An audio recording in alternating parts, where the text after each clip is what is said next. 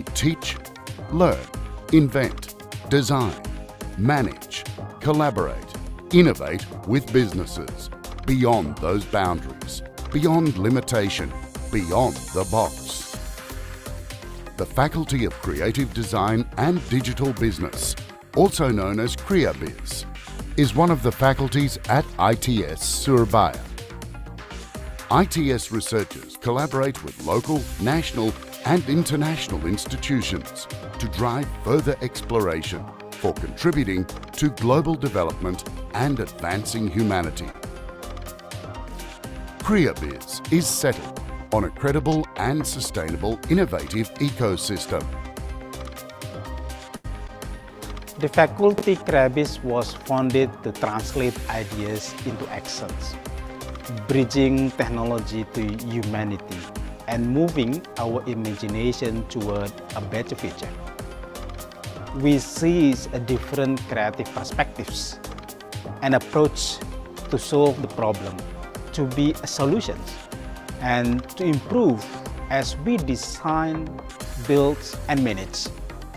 Industrial design is an integrated approach which combines aesthetics, ergonomics, sustainability, manufacturing, and mechanics to solve product-related problems. Our digital laboratory is oriented to integrate digital technology and design process for the creation of new and innovative products. Meanwhile, in the Proto Model Laboratory, we explore materials, prototyping using modern and digital technology and engineering in the early stage production to be tested. We believe in a principle that great design in interior space will improve quality of life. These spaces should be aesthetic, functional, safe, comfortable, and sustainable. Our lab expertise in the optimization of space performance in buildings, the development of spatial-themed extended reality technology, building information modeling-based interior design, and intelligent technology practice. Visual is one of the most powerful mediums to communicating ideas. Visual communication works transcend beyond words and language, directly breach human cognitive processes by controlling color, symbols, images, or even movement. We have now reached the point where the power of technology touches every corner in everyday life. We acknowledge the need for future managers, leaders, and professionals who can manage this power. We prepare future business leaders to organize, analyze, direct, and evaluate various business operations with an effective strategy and fundamental knowledge of business, entrepreneurship, marketing, and human resource management. We apply critical thinking, science, and technology to discuss what best solution to give in the global business environment.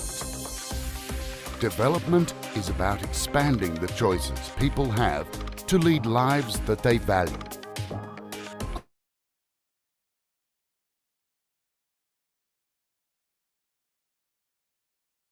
There's a famous saying that to think creatively is all about to think outside the box. At CreaBiz, there is no box. We believe that consistency is no longer enough to do business in this competitive digital age. At CreaBiz, we teach, learn, invent, design, manage, collaborate, innovate with businesses beyond those boundaries, beyond limitation, beyond the box.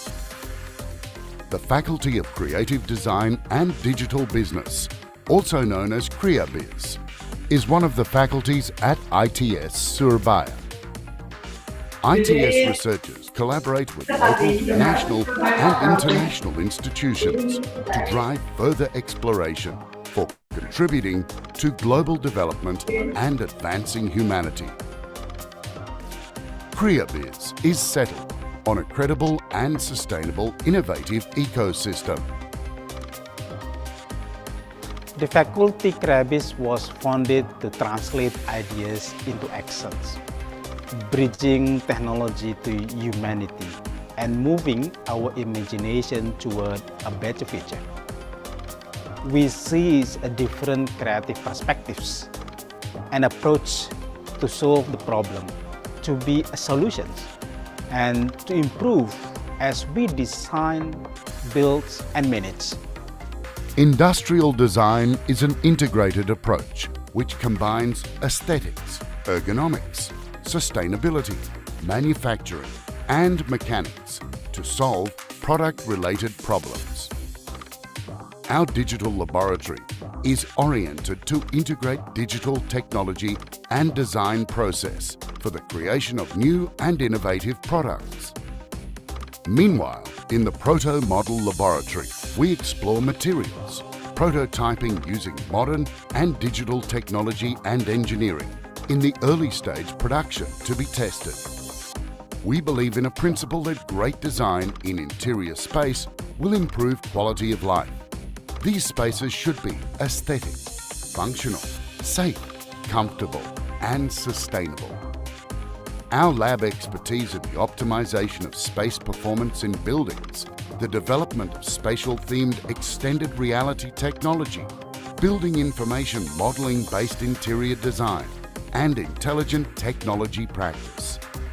Visual is one of the most powerful mediums to communicating ideas. Visual communication works transcend beyond words and language, directly breach human cognitive processes by controlling color, symbols, images, or even movement. We have now reached the point where the power of technology touches every corner in everyday life. We acknowledge the need for future managers, leaders, and professionals who can manage this power. We prepare future business leaders to organize, analyze, direct, and evaluate various business operations with an effective strategy and fundamental knowledge of business, entrepreneurship, marketing, and human resource management. We apply critical thinking, science, and technology to discuss what best solution to give in the global business environment. Development is about expanding the choices people have to lead lives that they value. Understanding how development impacts our environment or social forces will give us insight on how to reshape our future. At CreaBiz, it's our responsibility to show that creativity and innovation can solve our society's problems today and provide the best solution. We foster creativity for prosperity. Let's walk toward the future, beyond boundaries, with us.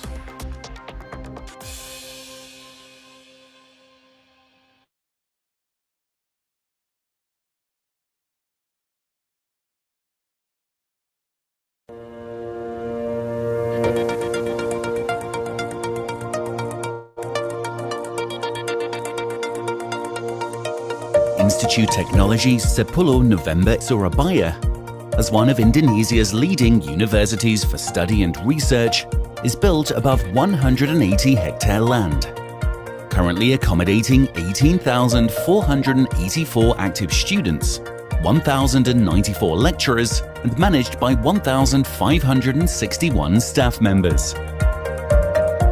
Launching program Smart Eco Campus at 2011, ITS is fully equipped with integrated technology. Students can learn and interact through Smart Class program by simply log in at the designated time for an online class session.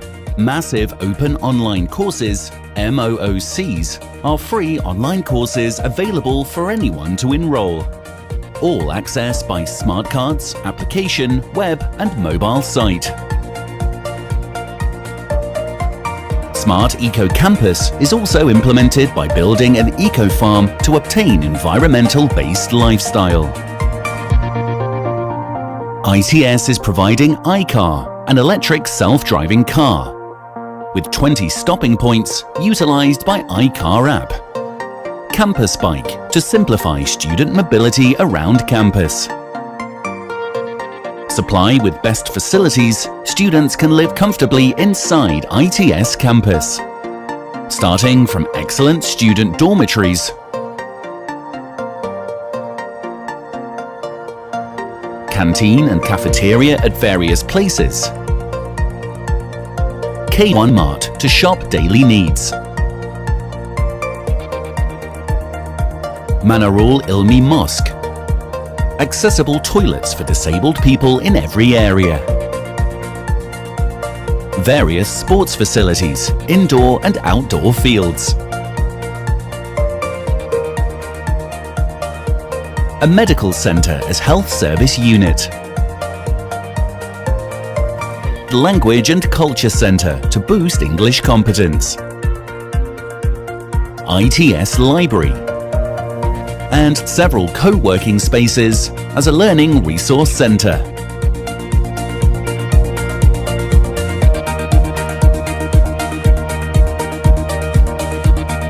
ITS provides more than 184 laboratories spread across 7 faculties. Among them are the Robotics Laboratory that has pioneered research, development and education and already successfully winning national, regional and international robot contests.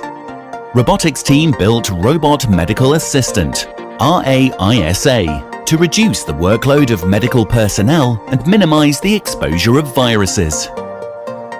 The Energy and Environmental Laboratory has the main task to support ITS main research and provide consulting, analysis and training services.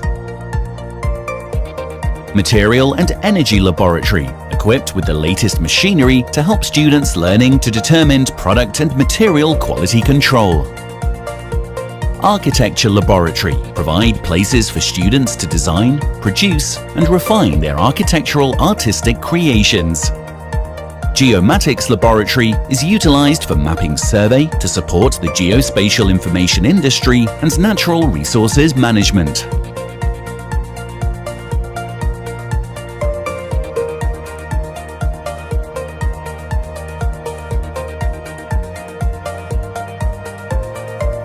ITS Techno-Science as a place for ITS to contribute to the industry by collaborative learning to support technological innovation and commercialization, business creation and employment development, economic development, which all incorporated in Science Techno Park. High technology in line with natural environment makes ITS beautiful and comfortable, important to create a supportive learning atmosphere for the students.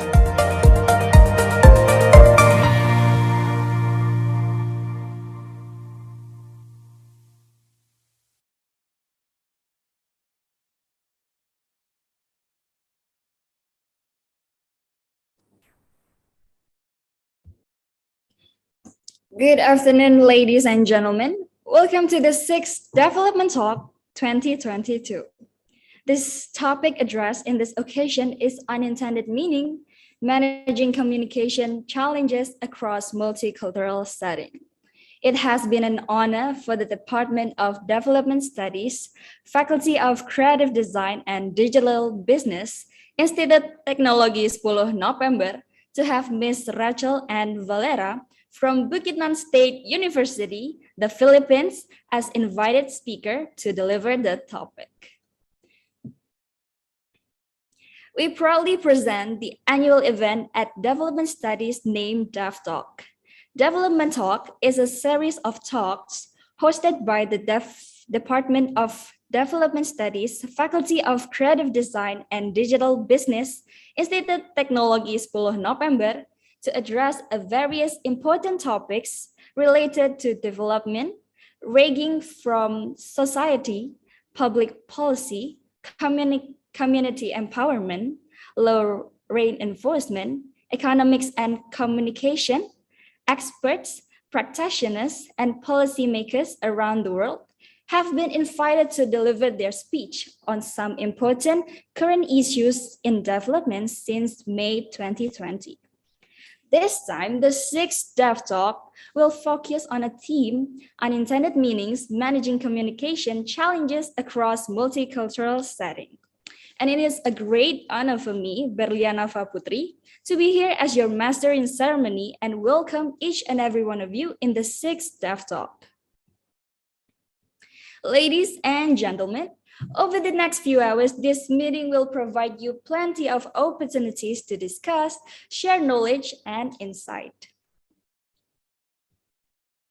Ladies and gentlemen, may I have your attention, please? Our opening ceremony is about to begin.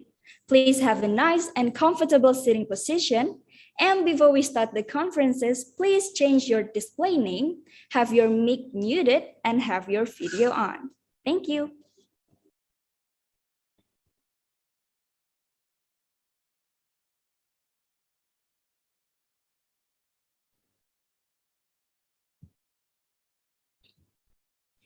Before we proceed the program, we would like to express sincere gratitude to the Dean of Faculty of Creative Design and Digital Business, Dr. Imam Baihaqi, distinguished the Head of Development Studies Department, Dr. Arfan Fahmi, distinguished the keynote speaker, Ms. Rachel Anna Valerie from Bukitnon State University, sincere gratitude to all the lecturers, Bu Yuni, Bu Windy, the committee, and all the participants.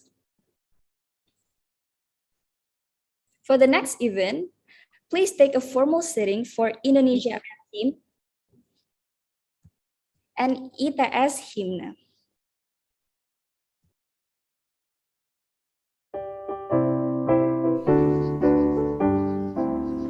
Indonesia tanah airku, tanah tumpah darahku. Di sanalah aku berdiri, jadi pandu ibuku. Indonesia kebangsaanku, bangsa dan tanah airku.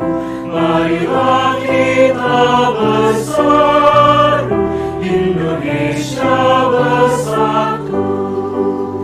Hiduplah tanahku, hiduplah negeriku, bangsaku, rakyatku semuanya. Bangunlah jiwanya, bangunlah badannya untuk Indonesia Raya. Indonesia Raya, merdeka, merdeka, tanahku, negeriku yang ku cinta. Indonesia Raya, merdeka, merdeka, hiduplah Indonesia Raya. Indonesia Raya, merdeka, merdeka, tanahku, negeriku yang ku cinta. Indonesia Raya, merdeka, merdeka, hiduplah Indonesia Raya.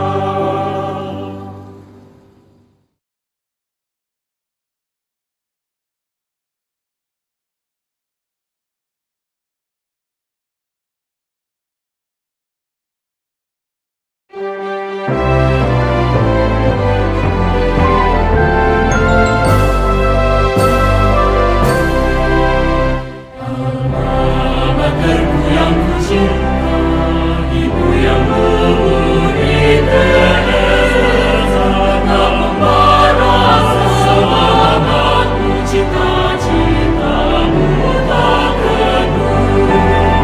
10 November 45 mendorong berjiwa ibu, mengangkat kepala tujuan dengan tekadmu yang teguh. Membina bangsa atas dasar Pancasila dan Undang-Undang Dasar 45 dan dasar juangmu.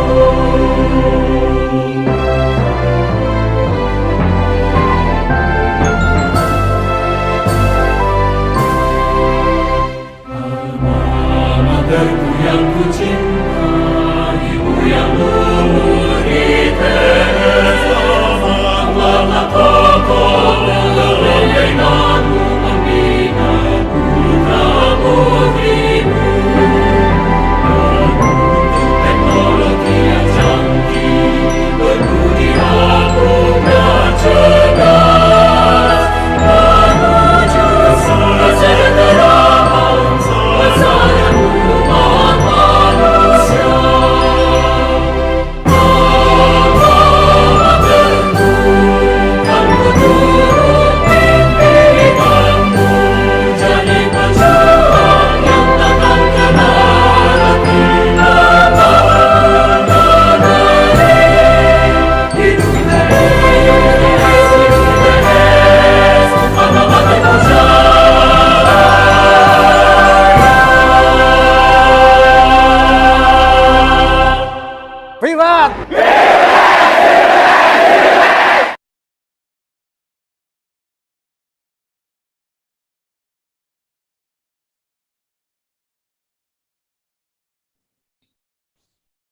It is now my deep pleasure to introduce the Dean of Faculty of Creative Design and Digital Business, Dr. Imam Baihaqi.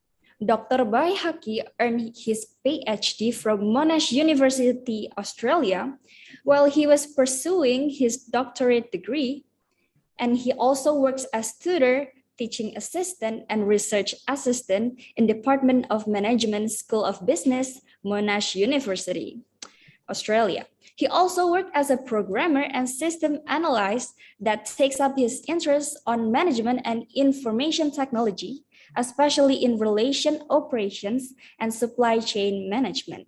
Ladies and gentlemen, give a round of virtual applause for Dr. Imam Baihaqi to deliver the opening speech and officially open this conference. Thank you, Berliana, for very kind introductions. Good afternoon, everyone.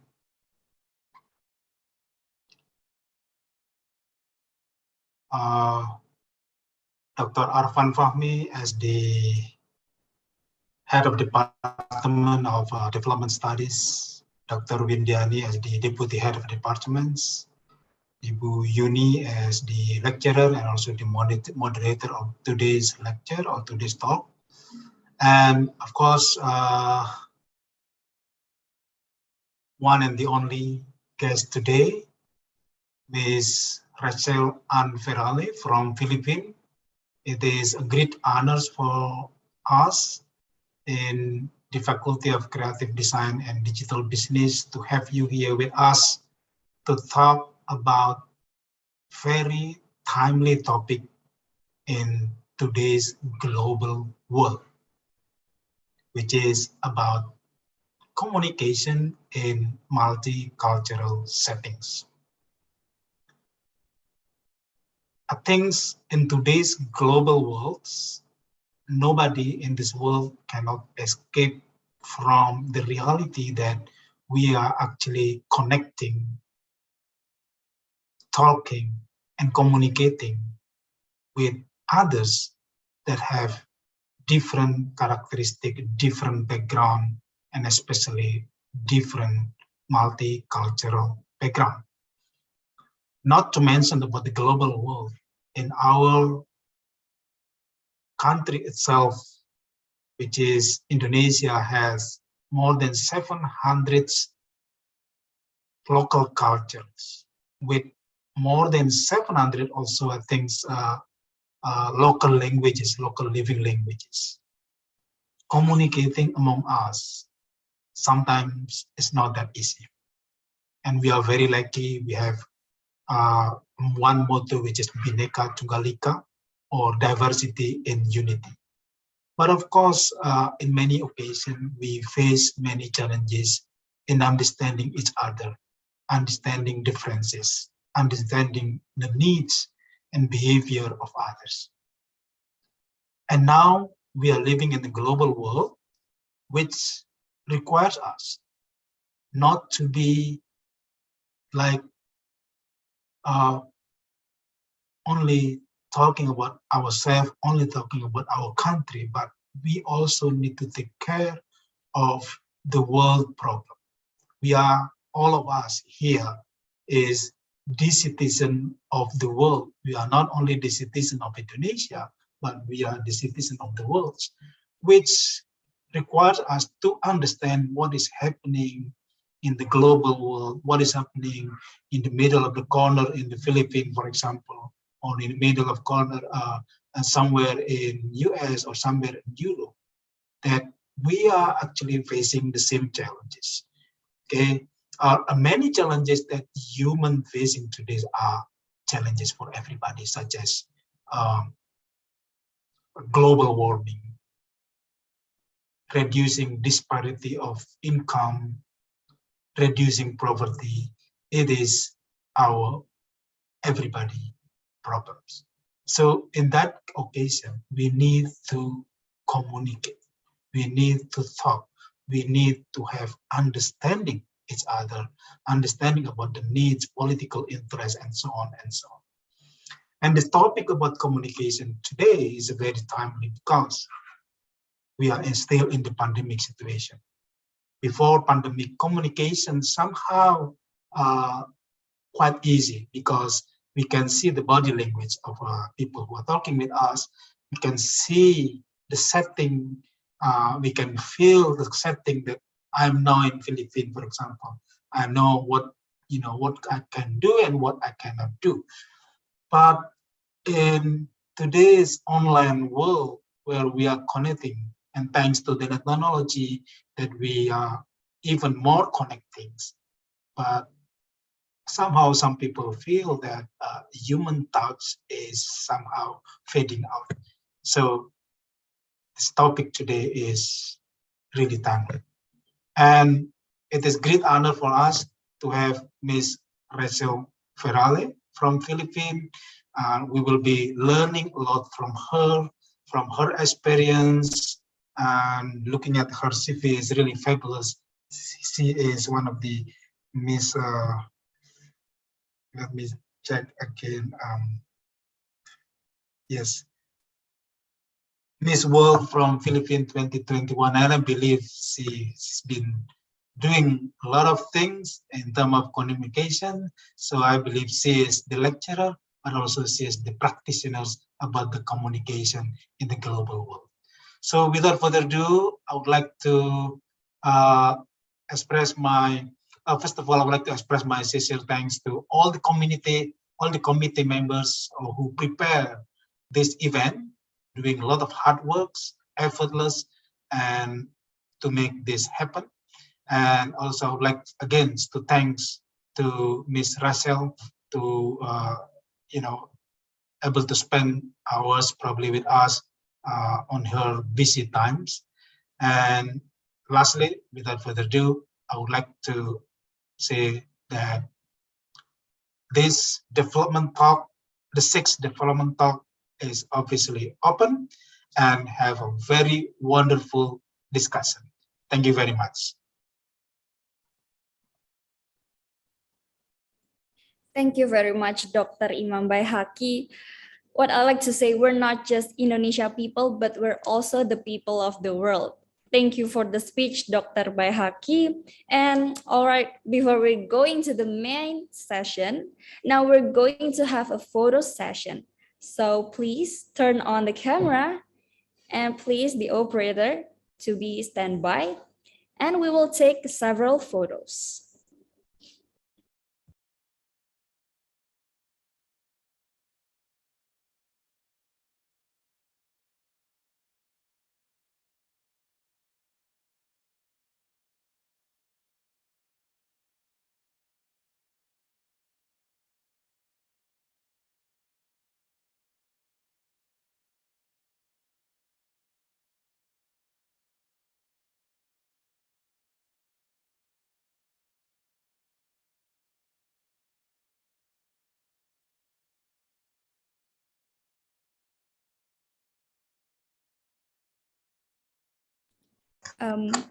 For the operator, maybe could lead us.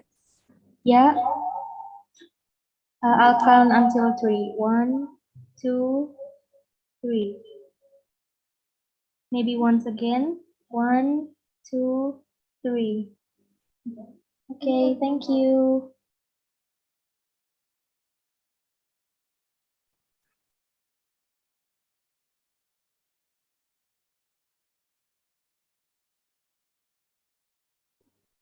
All right.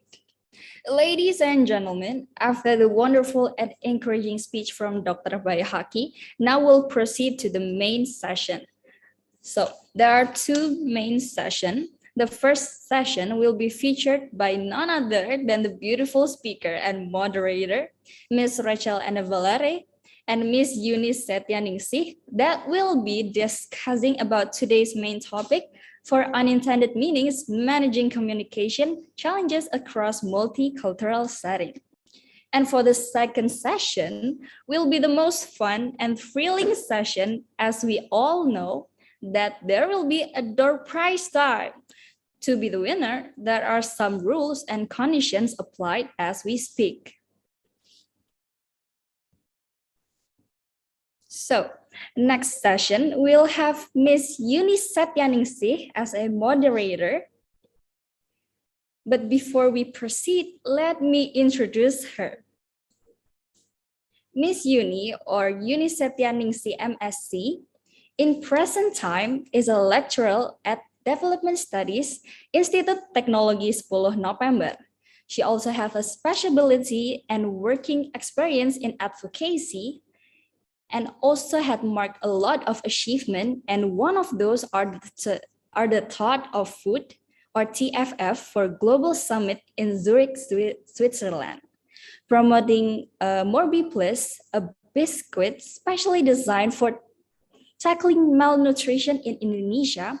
And as for the organization, Miss Yuni joined SUN, or Scale Up Nutrition, which is coordinated by Bappenas, and became a part of Voice for Inclusiveness Climate Resilience Action.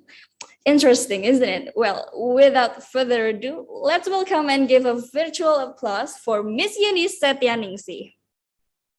All right, so thanks so much for Berliana as the host for this Dev Talk Volume 6. So ladies and gentlemen, welcome back in Development Talk Volume 6 with me again, Yuni Setyaningsih, as your always moderator. And I will be sharing my screen to introduce what we're going to have for today. So today, Wednesday, 30 March 2022, and then now Development Talk Volume 6, again with international guest lecturer. And then I have several rules that we set for this Dev Talk. The first one, I would like to remind you that this event is fully recorded. So we officially ask your permission, and we also live stream in YouTube in Studi Pembangunan ITS YouTube channel. And the second one, please rename yourself with participant, and then underscore name. And then the third rules is that if you want to ask any questions, whether directly through the speaker, you can raise your hand, and or you can also write your question in the chat box Zoom, and also you can also send your question through this link below, and then the committee will also share in the chat box so that you will be easier to just click and then write down your questions there. And then if you experience any technical problems, please feel free to chat to the committee, and the committee would love to help you out. And as mentioned by Berliana before, that this special Development Talk Volume 6 with our very special speaker, Miss Rachel N. Valera. She is the lecturer at Bukidnot State University. She also the Miss World Philippines Bukidnot 2021. She will be presenting about unintended meanings, managing communication challenges across multicultural setting. So this is about the rundown. We a bit late from this schedule that I set before, but hopefully we can make it on time. So basically we have the videos that we watched together, the opening by the MC. We also sang together Indonesia Raya and Hymn ITS, and then the opening speech from Mr. Imam Baihaki as the MSc PhD. He is the Dean of Faculty of Creative Design and Digital Business. Thanks so much, Papa, for giving a very amazing and also motivating opening speech to us. And also introduction by myself, which I do just now, and the presentation, which you're really waiting for. 40 minutes by Ms. Rachel N. Valera, and then we will have a Q&A and also conclusion and closure. So I also would like to remind you again that we have 3 door prizes. The door prizes is very interesting, so please just send your best questions, and then the committee will select 3 winners for the door prizes, and it's free, and then it will be delivered to your house. So please participate and have fun during the session. So before we start, I'd like to introduce you about the speaker. So I would like to read the bio, the short bio of Ms. Rochelle Ann Valera. She is a graduate of Bachelor of Arts in English Language in Mountain View College, Philippines, and she is currently finishing her thesis in Master of Arts in English Language in the same institutions. In 2015, she joined the roster of faculty of Bukidnon State University under the College of Art and Sciences, Language and Letters Department.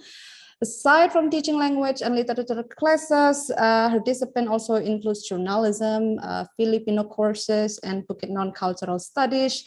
When the Language and Letter Department's extension program entitled English in the Workplace was launched in 2017, she is among the pioneer and active member, and this program heightened the impact of English in workplace on the performance of multi-sector professionals within the city of Malay Balay, Bukidnon, Philippines.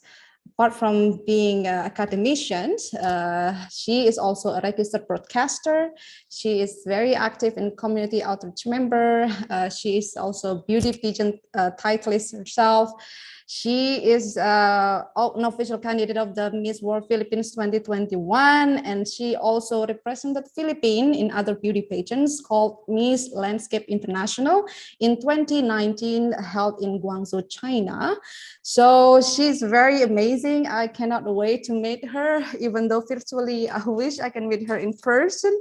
But yeah, so maybe later after this, I would love to meet her, and hopefully in development studies events, she would able to come here in ITS and then share her knowledge, her experience, and her amazing motivation to us all, especially for ITS students and also other students outside ITS in Indonesia. So, ladies and gentlemen, I would like to also a bit introduce about the topic that Ms. Rochelle will speak about this afternoon. So in this globalized world, we rapidly experience living in a multicultural world, as also Pa Imam said earlier in his opening speech. We learn as individuals and groups collectively, socially, in monocultural and in intercultural levels. We often communicate with people who have different perspectives, different behaviors than ourselves. So culture and communication are inherently attached, since communication is an element of culture. And there are a lot of variation and dimension as well within the cultures, which are very complex as well. So interaction in the setting of different cultural background may influence the resistance to change among the people in a way that communication can reproduce self-referential of social system. So here we can see that communication need to be understood in fundamental terms and in a process that capture wholeness. All right, so without waiting any further, I would like to say hi to Miss Rochelle. Hi, how are you? Hi, Miss Uni. Good afternoon. Good afternoon, everyone. It's truly an honor to be joining you this afternoon. Thank you so much for inviting me to your 6th development talk. And I'm very excited, actually. Yeah, thank you. I know that you are very busy in Philippines, and you spend your time to speak with us and also to share your knowledge and experience to us. So thanks so much. And so I will just give to you the time, because I know our students cannot wait any longer. Maybe they're already bored to hear me talking. No. So I'm sure that they are very excited to hear and to learn directly from you. So the time is for you. Thanks so much. Thank you so much. Once again, good afternoon, everyone. I am Ms. Rachel Ann Valera. This is actually my second time being invited by ITS Surabaya for a speaking engagement. And I will be honest, with all the videos and presentation that you have flashed earlier, it made me miss going to, of course, to Indonesia, going to Malaysia and Singapore as well. In general, it made me miss traveling. Of course, because of the pandemic, everything has been restricted, but hopefully soon, very, very soon, we'll get to travel in the different parts of the world. So allow me to share my screen if it's okay. Yeah, sure. I think you are able already to share the screen.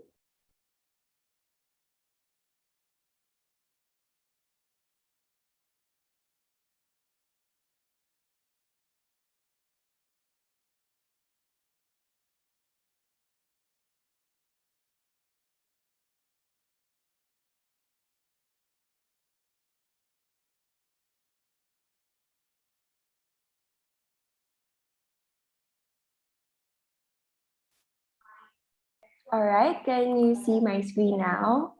Yeah, perfectly.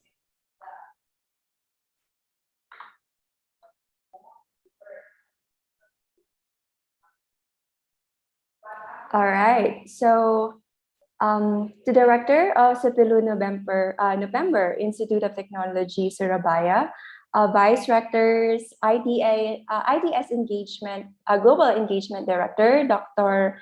Maria Anityasari, to the dean of the Faculty of Creative Design and Digital Business, faculty, personnel, students, salamat suri, good afternoon, maayong adlaw kaninyo tanan. It is with sincere gratitude to the university and the ITS Global Engagement Team, Department of Development Studies, Faculty of Creative Design and Digital Business, especially to a dear friend, to Dr. Arfan Fahmy, for inviting me today to share my knowledge in the field of language, communication, and culture. Once again, I am Ms. Rachel Ann Valera, a faculty, a lecturer from the Language and Letters Department under the College of Arts and Sciences of Bukidnon State University, Philippines. So this afternoon, I will be talking about unintended meanings, managing communication challenges across multicultural setting. But before I proceed to my talk, allow me to share about my place, and including my institution, as well as my personal story of adventure and discovery, which actually will be related to my topic this afternoon.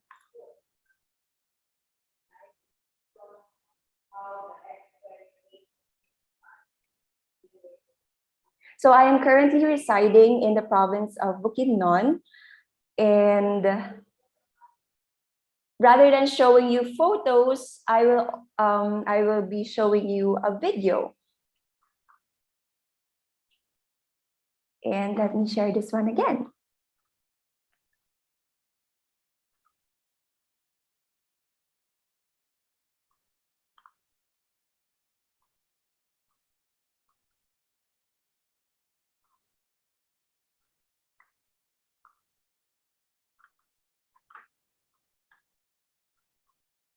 Oh.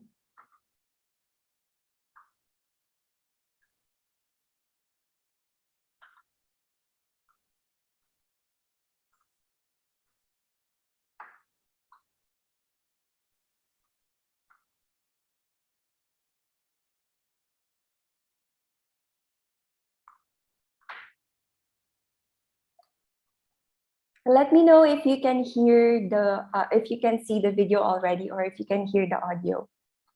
So this is my beautiful, breathtaking province, Bukidnon.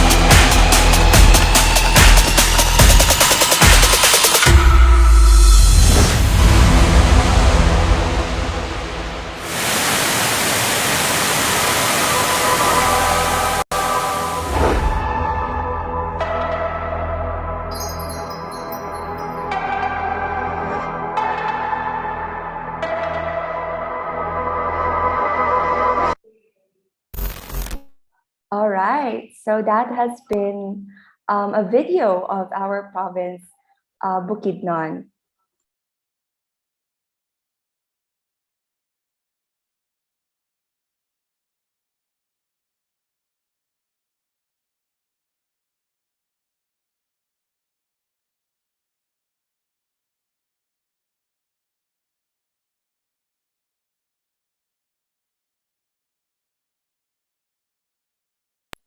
All right, so let me go back to sharing my screen. Can you see my screen now? Yes. All right. So the province of Bukidnon is actually considered one of the most culturally rich province in the entire Philippines. Besides the fact that we are made of a lot of culture, one thing that is most popular in our province is that we are actually consist of 7 different cultural ethnic tribes. And besides that, we still live in unity. And in fact, yearly we have this celebration, one of the authentic cultural celebration here in our country, the Philippines, which is called Kaamulan. So we celebrate that one every either March or April of the year. So from Bukidnon, let's proceed to my beloved institution, which is Bukidnon State University.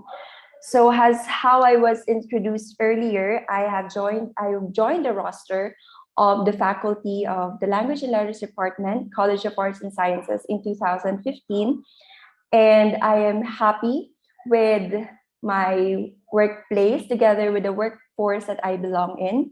And some of the things that, some of the photos that you can see on my slide are some of the facilities that are being developed within our institution. So we have our newly constructed building of the College of Education and the College of Law. We also have now what we call Bukidnon Study Center, wherein it is a certain infrastructure in Bukidnon State University, where we keep all of Bukidnon artifacts and where we keep songs and practices of Bukidnon culture as well. So now that I have introduced Bukidnon to you, my province Bukidnon rather, and my institution Bukidnon State University, I hope you're ready to hear some of my story and adventures of discovery.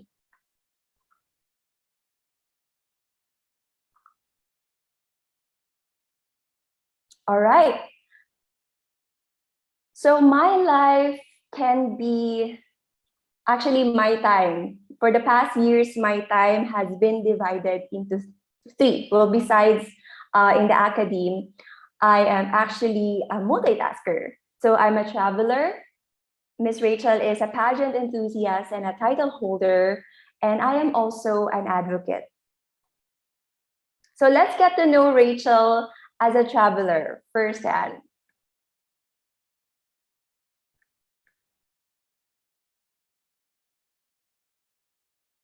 So my goal before, I call this one personally goals of this class, because I consider myself as a class, a person who has multiple what do you call this one, multiple goals and personalities.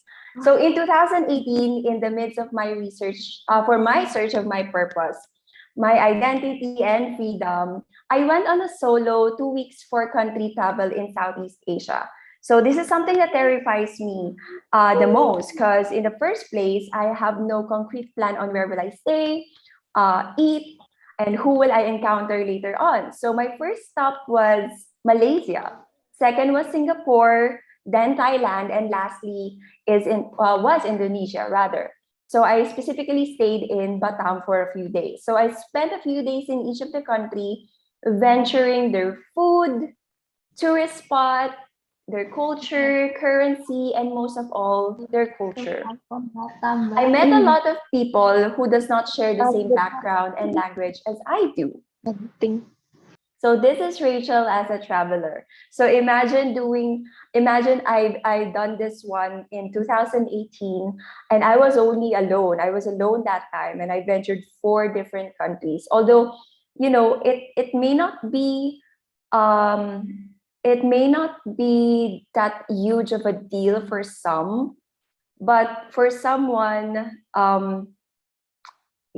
for gender bias aside, for a woman who would go out alone by herself in these different countries, it's a big deal. It's a huge leap.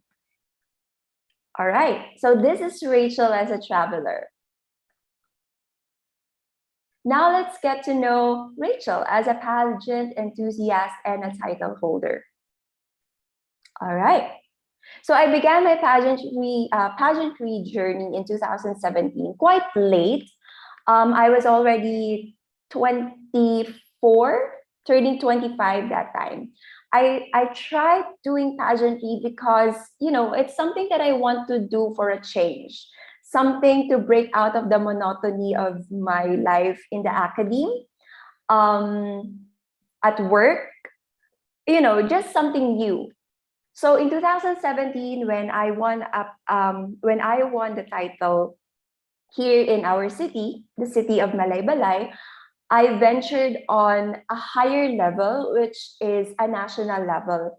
And in that, I was given an opportunity, that was in 2019, I was given an opportunity to represent not only the province, but our country, the Philippines, on an international pageant held at Guangzhou, China.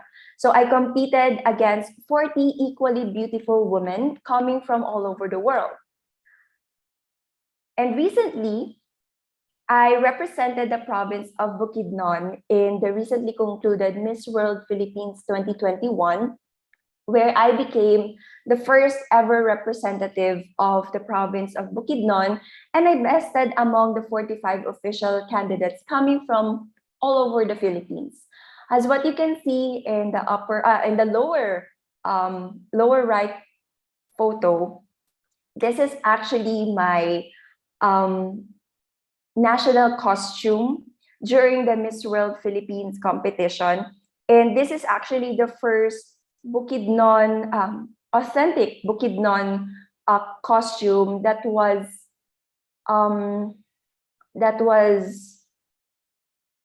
presented in a national stage and was shown in the national television. So this is the first time ever that someone from our province had made it to the official candidate of Miss World Philippines.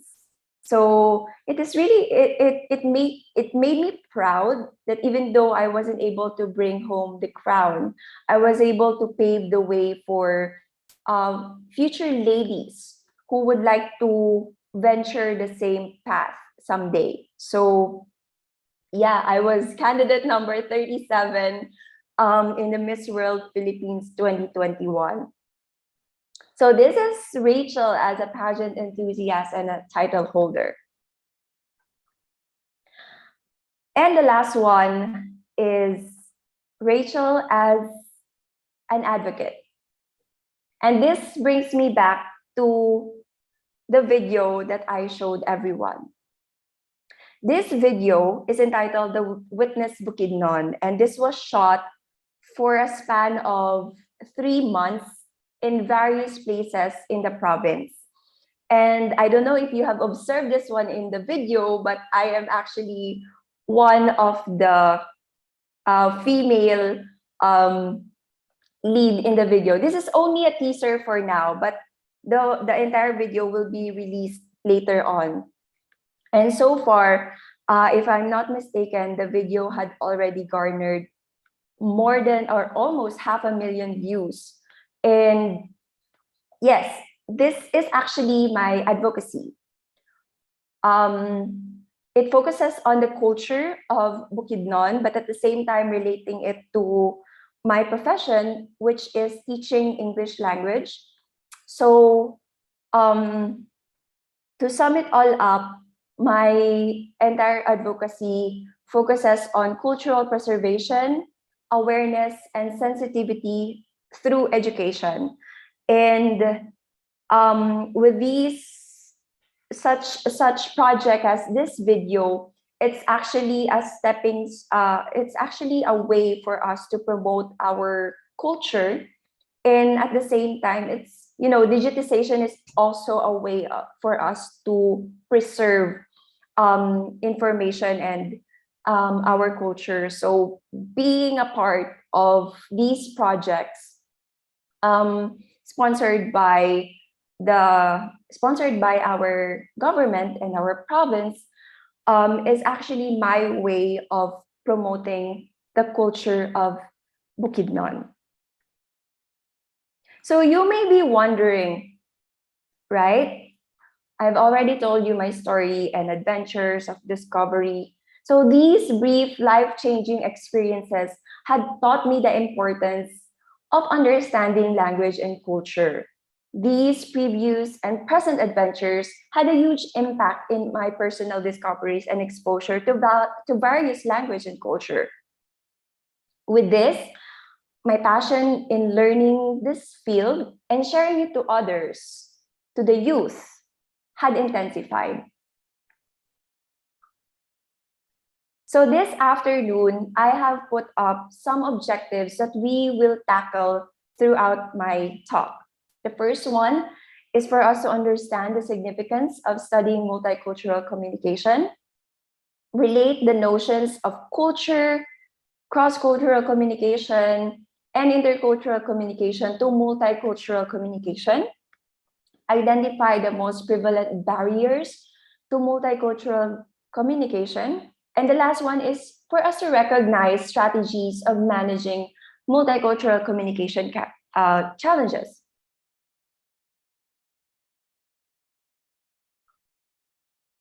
So why should we study multicultural communication? Actually, I'm also teaching a subject called Language and Culture among the Bachelor of Arts in English Language students here in Bukidnon State University. And this is something that is worth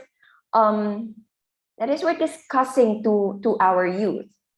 So communication is very risky, and especially with multicultural setups. So people have different experiences shaped by various demographics and culture. And multicultural setups involves race or ethnicity, religion, socioeconomic status, gender, age, and sexual orientation. So enable for us to further understand the importance of multicultural communication, we have to be involved, or we have to bear in mind and consider these setups in multiculturalism. So let's understand culture first.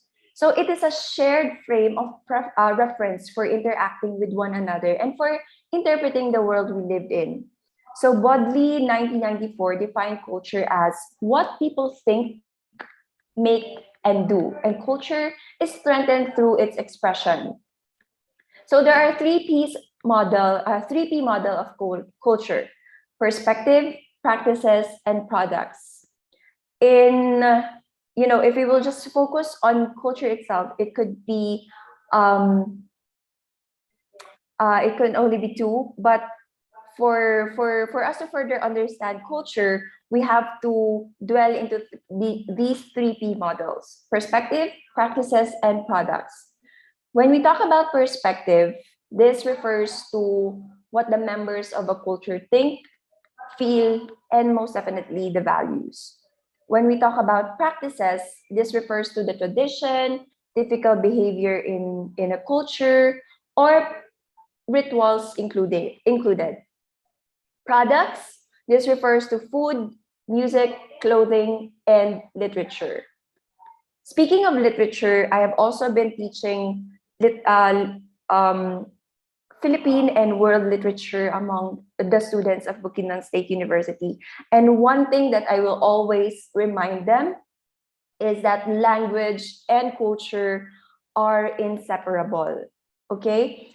Language defines our culture, and culture reflects the language. So it's vice versa. They reflect one another, and it's so hard for them. It's so hard for us to separate them apart. All right?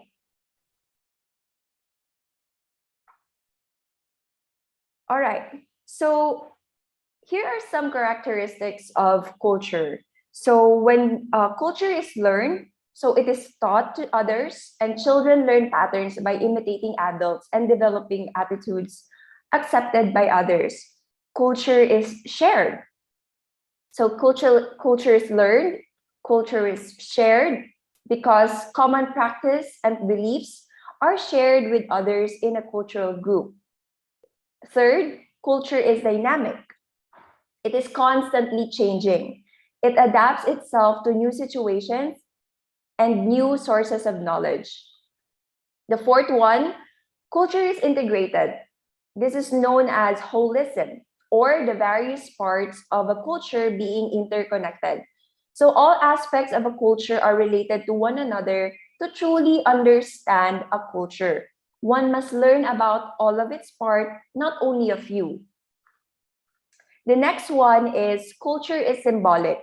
It is based on a shared set of symbols and meanings. A symbol carries meaning to the people who share a culture because it is created and maintained by the members of the culture. All right. So now that we have understood culture, let's proceed now to understanding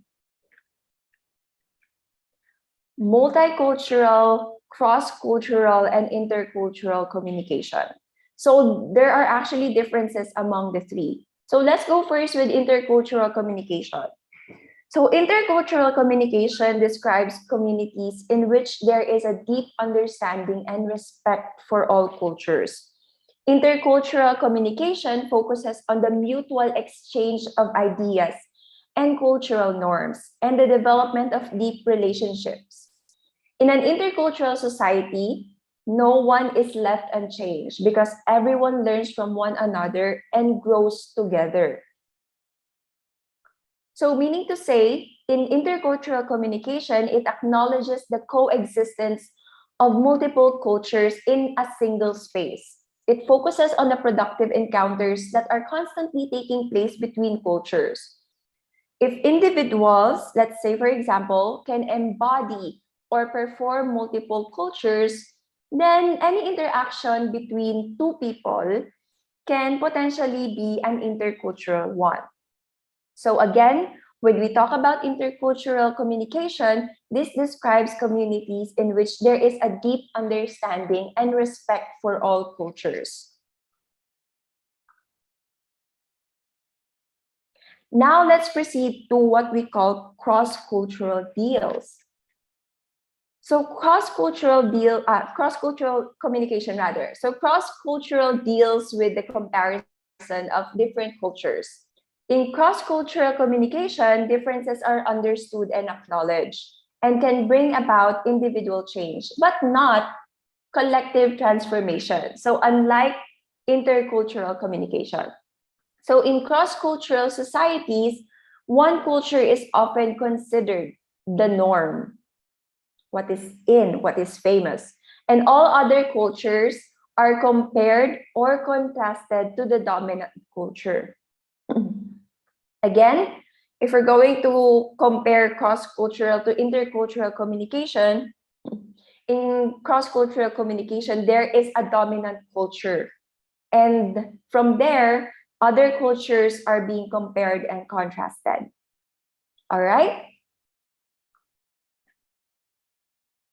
Now, let's proceed to one of the main gists of my talk this afternoon, which is multicultural communication. So multicultural communication refers to a society that contains several cultural or ethnic groups. People live alongside one another, but each cultural group does not necessarily have engaging interactions with each other. For example, in a multicultural neighborhood, people may frequent ethnic grocery stores and restaurants without really interacting with their neighbors from other countries. So meaning when people from multiple backgrounds with different ways of communicating coexist, not necessarily interacting deeply, that's a multicultural communication situation. It is communication between and among individuals and groups who coexist in the same geopolitical system. It is a creation and sharing of meaning between among mainstream and tributary groups rather. And what do we mean by tributary groups? This actually refers to different from the mainstream when it comes to race, class, age, ability, social orientation, gender, and etc. So since we are already talking about multicultural communication, let's talk about its importance. So according to Street 2002, he identified some characteristics of multicultural communication.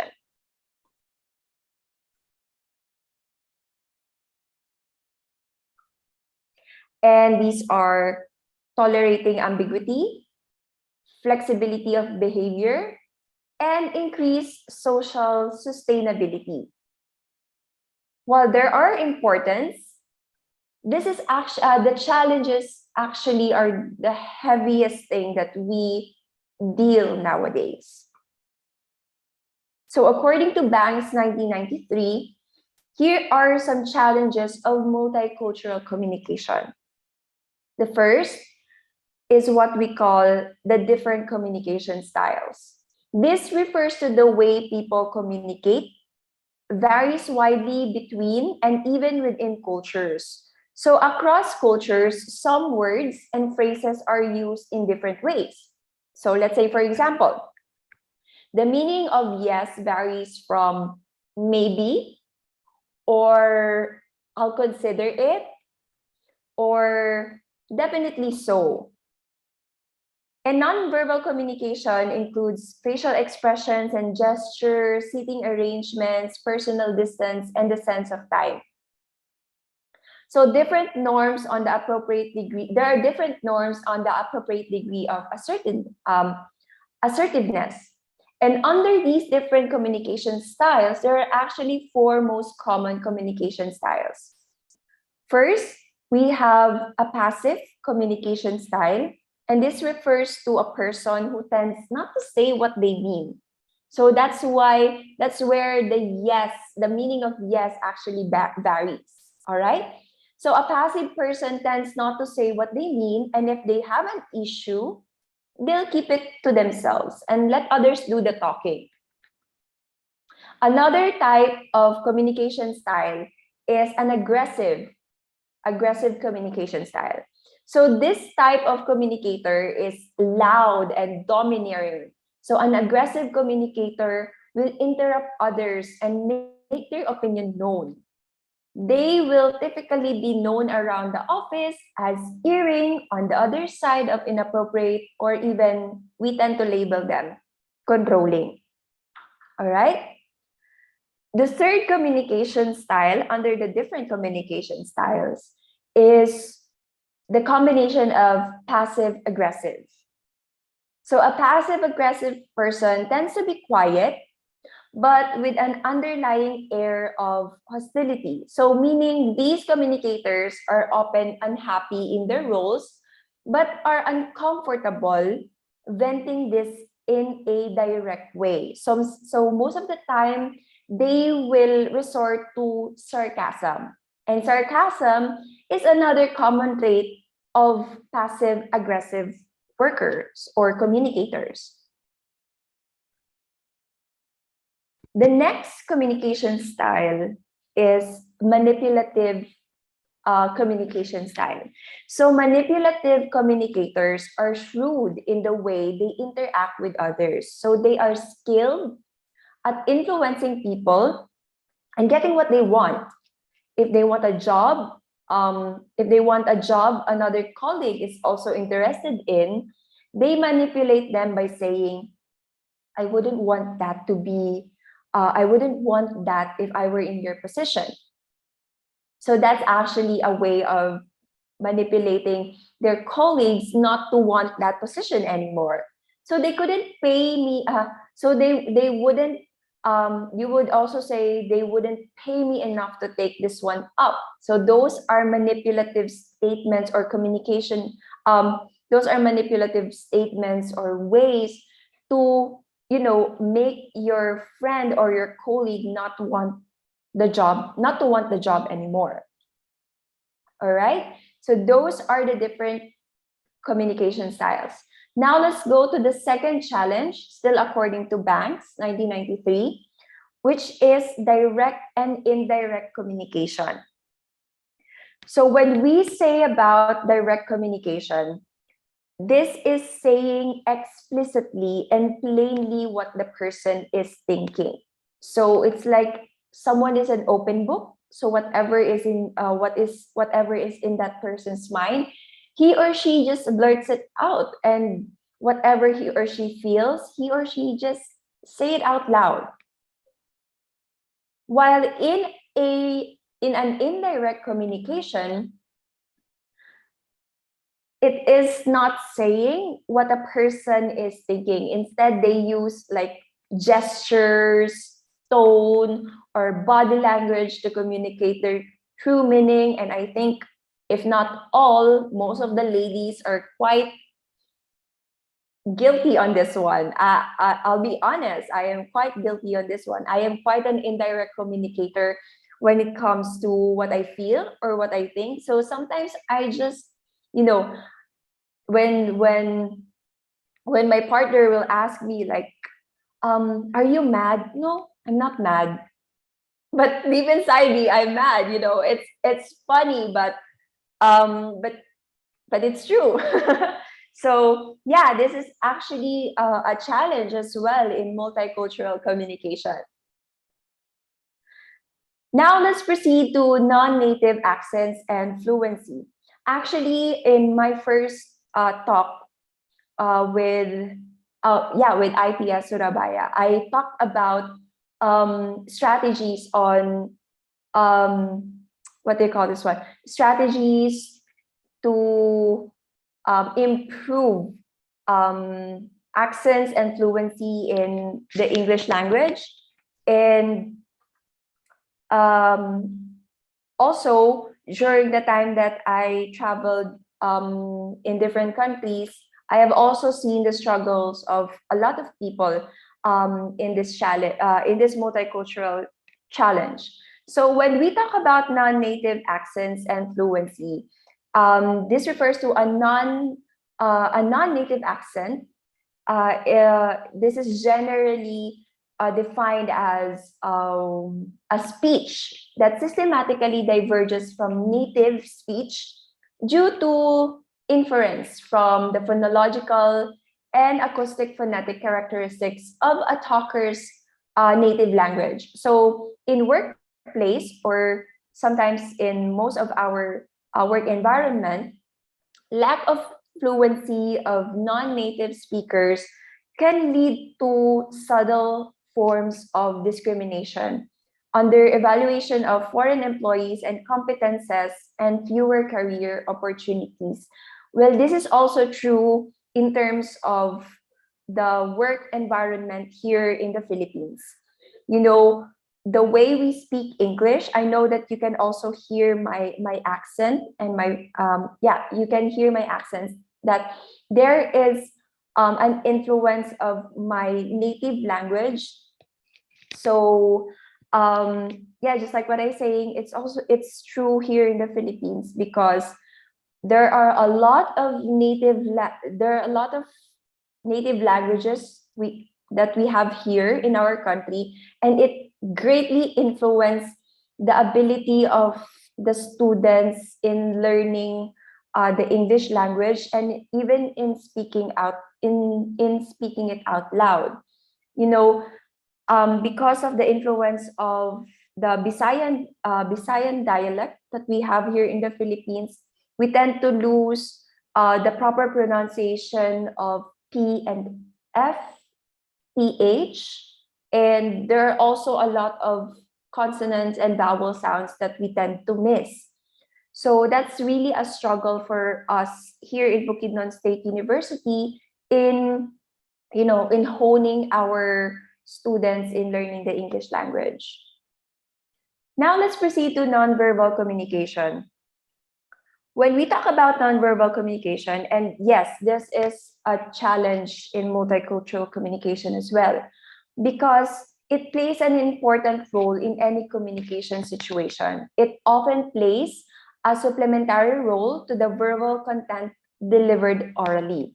So people with different cultures have different styles of nonverbal communication, and they differ in the rules for turn taking, the use of silence, of course, posture, eye contact, proximity, the touch, the tone of the voice, the nod, the facial expressions, the gesture, and so on and so forth.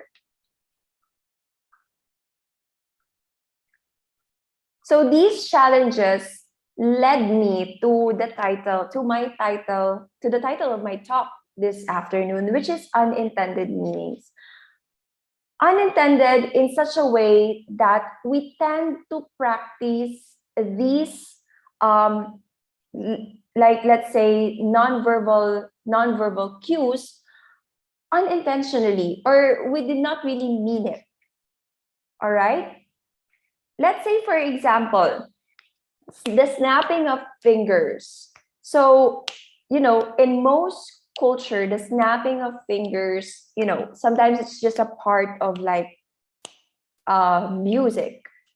All right? When you feel like you like the rhythm, you snap your fingers together with the rhythm, that's it. But you know what? These nonverbal cues, just as simple as the snapping of the finger, in France, when we go in France, when you do it with both hands at the same time, it means that you despise someone and you want to fight them. Can you believe it? If you snap your fingers at the same time, when you're in France, it means that you want to fight them. The next one is touch. In England, Japan, Germany, USA, Australia, Canada, New Zealand, North Europe, and Portugal, they don't like to touch. They kind of find it offensive. While in Spain, India, Iran, France, Turkey, Greece, Arabia, and some parts of Asia and Italy, touches are acceptable and oftentimes common. There are also instances in Asia wherein touching or pointing with your feet is considered impolite, and you can't rest your feet on a chair or on a table. Now flying to Nepal, we're now going, crossing globes. From Asia, let's go to Nepal. Crossing your legs is a serious faux pas. It's very offending. And nodding your head in most countries are a sign of agreement, so meaning yes. But when you go to Bulgaria, all right, it is a sign of disagreement. So it means no. For us, when we nod our head, it means yes. But when we go to Bulgaria or the people from Bulgaria, it's a sign of disagreement. It means no. And when we go to Japan, yes. And it actually connotes another message, I understand, or yes, please continue, or sometimes, yes, I agree. While in India, agreement is shown by tilting your head side to side. So you can see the variation there. Now let's go to, a more intimate body language, which is kissing and hugging. So in Southern Europe, a totally standard form of greeting, whether it is a close person or not, and no matter the gender, in the New Zealand or Switzerland and France, women kiss both men and women. And men, on the other hand, they prefer handshakes and only accept kisses from their fathers or close friends. While in England, they don't exchange kisses on the face at all, as it is customary in other parts of Europe. While in the United States, air kissing or the pretense of kissing is becoming more and more popular, and you don't need to touch the cheeks. So, just doing like that. All right. You don't need to touch the cheeks. So you just kiss the air near the cheeks, and that's it. That's already kissing for them. While in the Middle East, kisses between a man and a woman are considered inappropriate, with the only exception being the husband and wife or close relatives. When two people of the same time, when two people of the same gender are greeting, kisses are common. And in Turkey, they often kiss on the face, even between men, unless they meet for the first time. So there are a lot more. There are a lot more, gestures, hand gestures, postures, body languages, facial expressions. And because of this, misunderstandings and conflicts aren't the result of bad intentions. All right? Because of the numerous things that we have to consider, starting with the hand gesture, with our facial expressions, with our postures, it's the lack of understanding different structures that leads us to misunderstanding and conflicts. And this is very essential for communicators in expressing their viewpoints. Okay, let's say for example, another one. Have I mentioned handshakes? I think I haven't mentioned that one. So handshakes, we have in the US, England, Germany. It's used whether you're parting or someone. What else? Oh yeah, in Japan, handshaking are oftentimes considered impolite because they choose to, or they prefer to bow down instead, because that's how they show respect. Another thing is what we call what we usually do, which is thumbs up. So in the US, it's okay, see you later, or cool. In Brazil, it's a way of saying thank you. But believe it or not, in Iran, this is actually a very rude gesture, because it is similar to giving someone the middle finger. See, are you aware of that? It's like giving someone a middle finger. And in Egypt and Israel, it means very good or perfect. Or in Finland and Australia, excellent, great, and so on and so forth. Another thing is the V sign. The V sign for England, Australia, Ireland, New Zealand, it's actually offensive. So it's quite similar to raising a middle finger. While the rest of the world, it is a sign for victory or peace. This sign is also quite popular nowadays in our country, here in the Philippines, because of the election period. And besides that, there's also a lot more, hand gestures that's going on. So yeah, just like what I was saying, these without understanding and without knowing the meanings of these gestures or nonverbal cues, This may result to unintended meanings from our side and even to those who will get the message. Unintended in a sense that we did not really mean to offend someone. It's just that we don't know what are the meaning. All right? So it's very vital for us to be more aware and to understand the meaning behind these gestures, or to have a deeper understanding on these communication challenges. So how do we manage multicultural challenges? So first, we have to understand that there are different communication styles. We have to speak or write clearly with consideration for others of other cultures. So if you're talking, speak slowly so that others can more easily understand you. Avoid idioms and local figures of speech. So let's say, for example, it's raining cats and dogs makes sense to English speakers, but in Greek, they would say it's raining chair legs. All right? So another thing is go easy on jokes. Another thing is that I've mentioned about the different communication styles. Here are some ways on how to deal with these types of communicators. So we have the passive, we have the aggressive, and we have the manipulative communicators.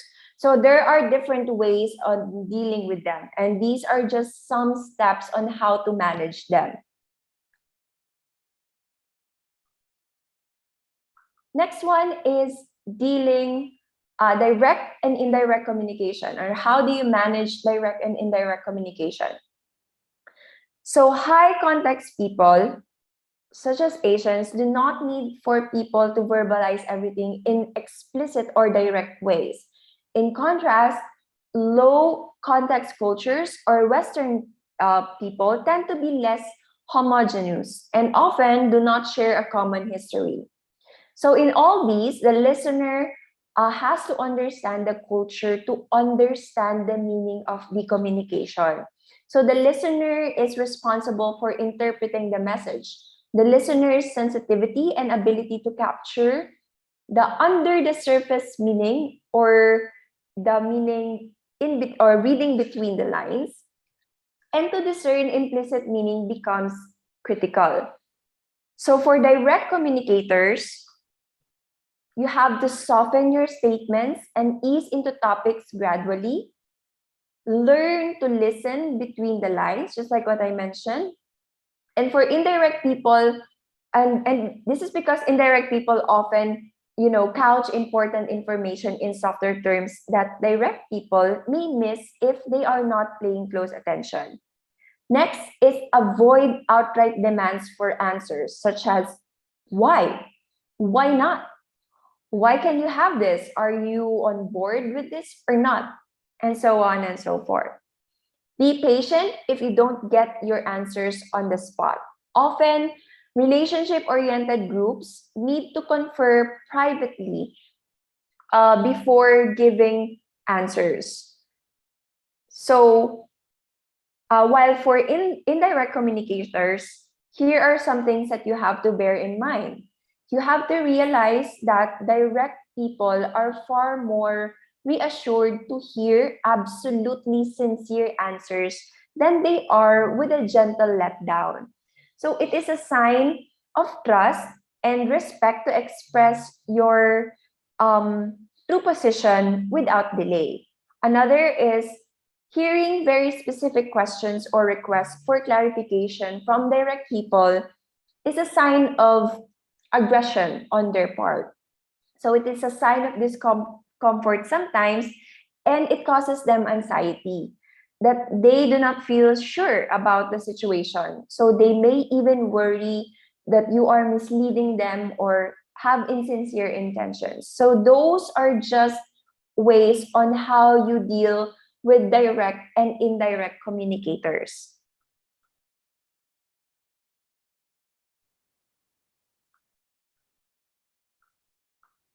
Next is managing multicultural challenges in non-native accents and fluency. So non-native speakers need to have positive attitude towards their own accents to enhance their authenticity. Prior research has found that non-native speakers' attitude towards their own accent can influence how they interact with native speakers.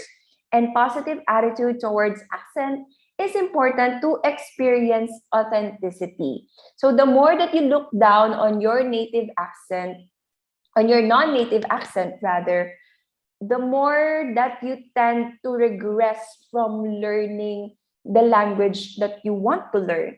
So it's better for you to change that attitude. So the same thing that I will often tell my students, do not be afraid to speak the English language, even though your native what do you call that? Your native accent is very obvious when you speak the English language, because in that way you will be able to evaluate yourself more, and from there, from your self evaluation, maybe you can rise from the idea of improving yourself as well.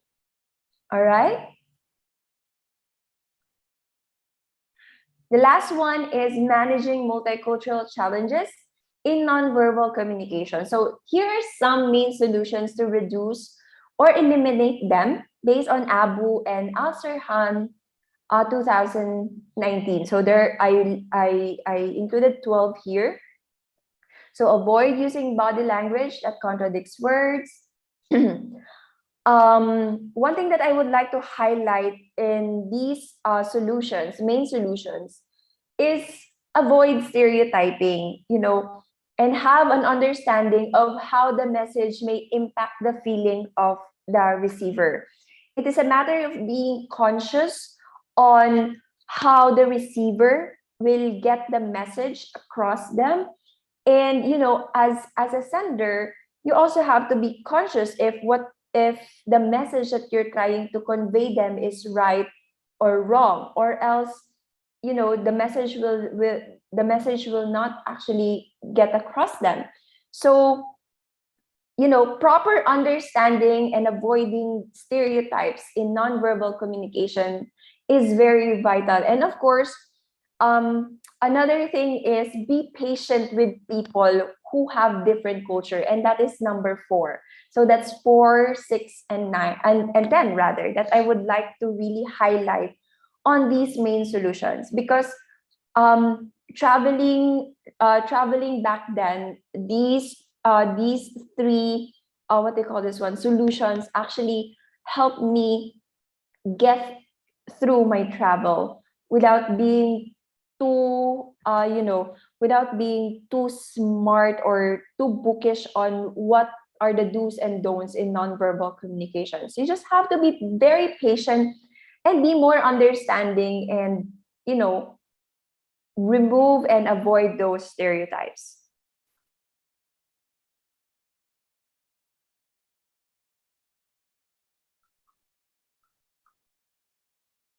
All right. So with all of these ways in managing multicultural challenges, these are actually ways in developing multicultural competence. And the combination multicultural competence is actually the combination of knowledge, skills, and cultural awareness. This is also the ability, it also allows us, or it gives us the ability to question our own beliefs and attitudes and perceptions, and identifying the practices that are biased and changing one's perception of self and others. And another, developing multicultural competence is also the combination of knowledge, skills, and appropriate attitudes and beliefs about human relationships surrounding diversity and cultural awareness. So with multicultural competence, you as a citizen of the world, you become aware of culture clashes. You develop knowledge of dimensions of cultural variability. and you become knowledgeable about the influences of culture. You resist the blame game and the judgmental attitude, and you become welcoming and comfortable with cultural encounters. You strive to reduce prejudice and bias. And isn't it a great thing to picture it out when us, as citizens of the world, we live in harmony and peace among one another because we have all of these understandings and knowledge and less prejudice and bias. I actually picture myself living in that kind of world. So to close or to end my talk, allow me to leave you with a quote by Alan Joyce. She said that we have a very diverse environment and a very inclusive culture, and those characteristics got us through the tough times. Diversity generated a better strategy, better risk management, better debates, and better outcomes. Once again, this is Miss Rachel Ann Valera. Terima kasih, and have a great day, everyone. Thanks so much for your presentation. I find it very interesting, and I'm sure that our students and also the audience also learn a lot from your experience and also the materials that you have presented.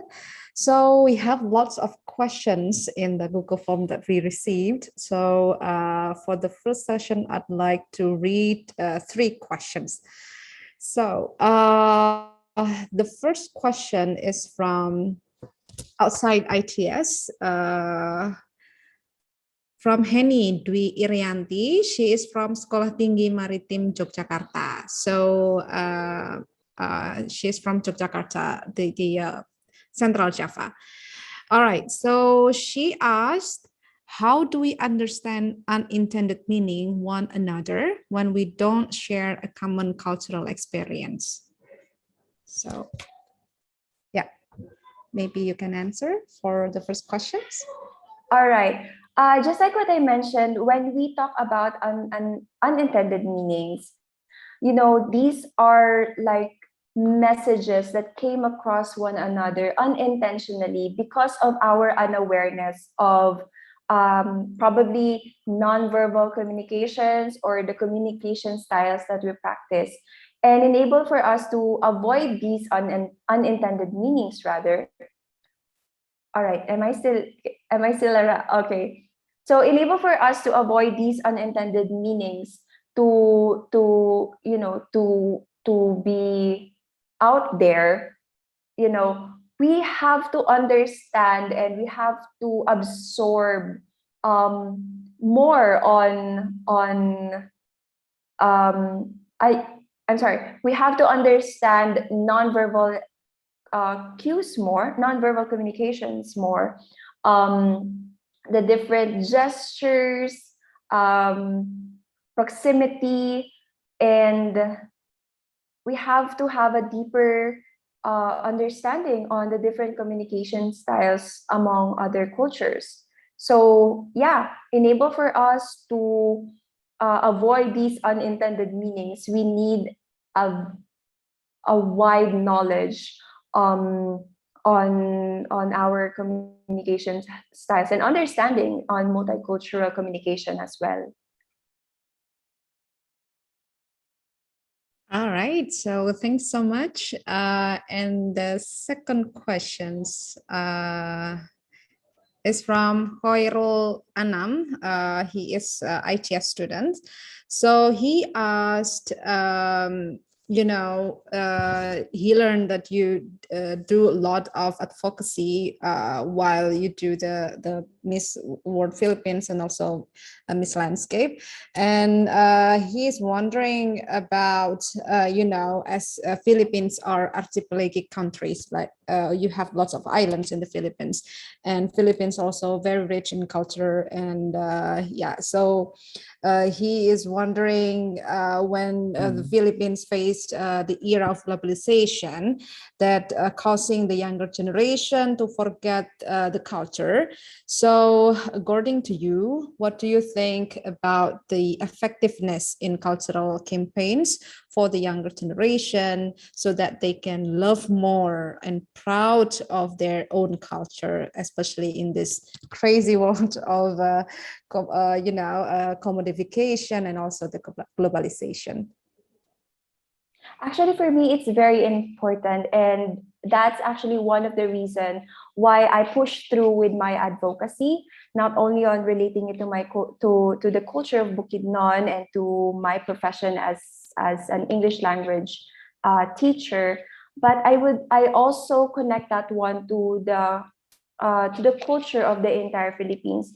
You see, here in our country, just like what you've mentioned, we are highly affected by globalization, and I have seen in the youths in our country that they are regressing little by little to our culture. They have lost interest on the celebration of our kaamulan, on the meanings of, on the essence of our ethnic attires, of our language. And it's sad. It's very, very sad. So as an advocate, and as an educator, I really tried my best to be more involved in the academe and in our government, in our community, to bring up more programs and more activities wherein we will be able to involve the youth, or even the young adults as well. Especially during this pandemic, it's hard. It's really, really hard. It's a challenge not only for the educators, not only for the tourism, but it's a challenge for the entire community and the government of our province. Especially that we're really trying to preserve the authenticity of the 7 ethnic tribes and the various rituals. Yeah. It's really a challenge.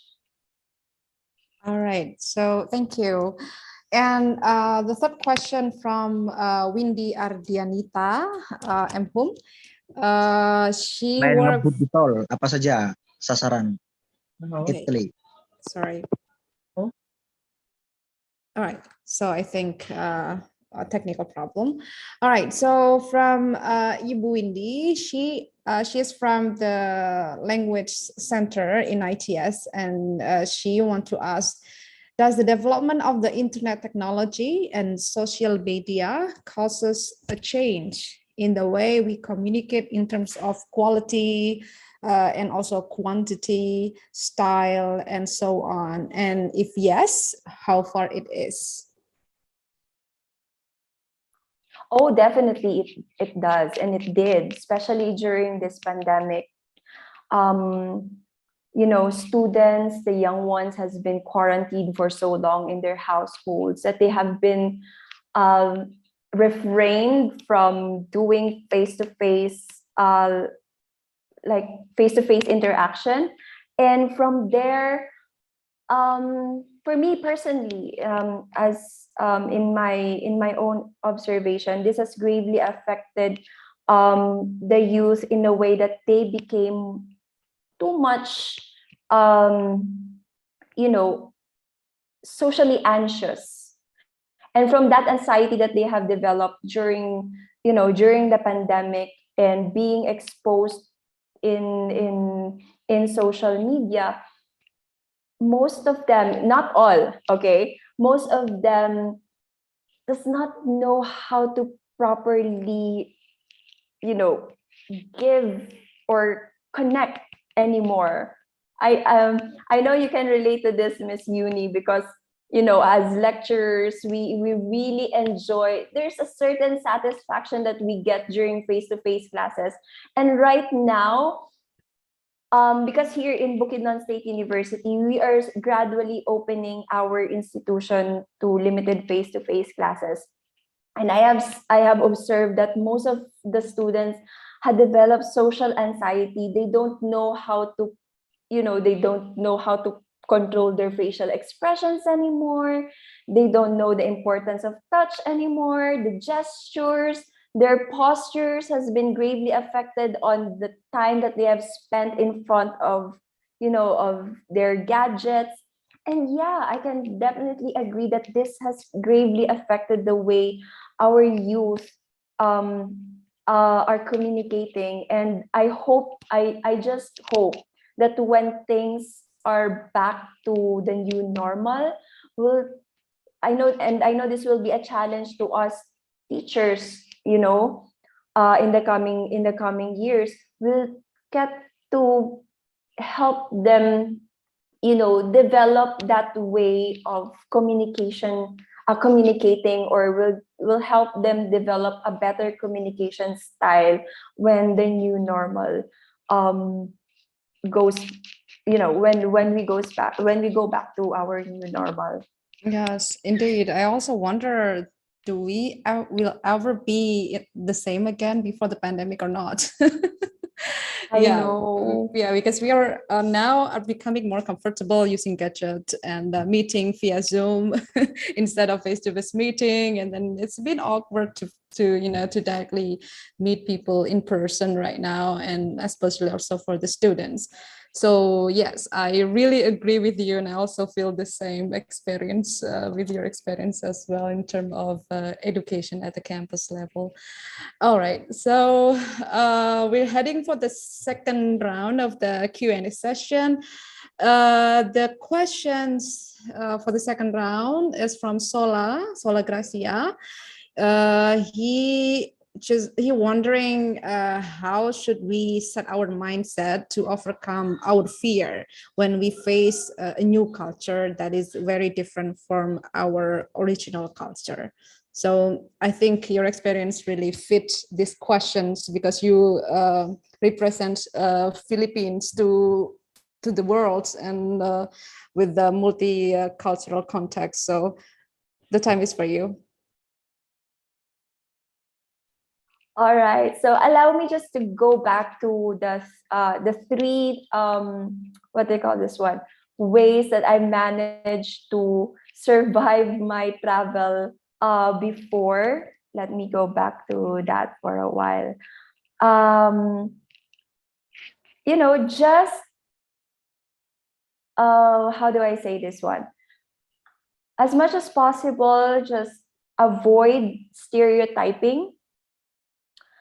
Respect the cultural differences, and you also have to know that, or you also have to recognize that you cannot change a culture, or you cannot adapt into a certain culture overnight. So it really takes time.